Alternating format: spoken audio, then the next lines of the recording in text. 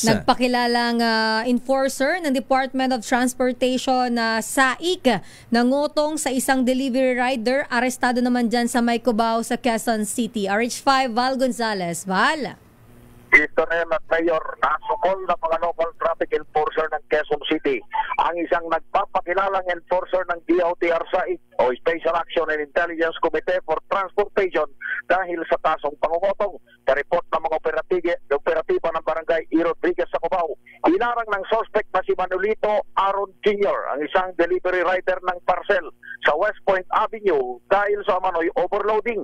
Sa payag ng biktimang si Joseph, ipinaliwanag daw ng naturang enforcer na posibleng ma-impound ang motor nito, patikitan at mapatawan ng multang mula 5 hanggang 20,000 piso. Dahil dito, nagpresyo ang suspect na bigyan na lamang siya ng 1,000 piso para hindi siya matikitan hanggang sa nauwi sa 700 piso dahil walang pera ang rider.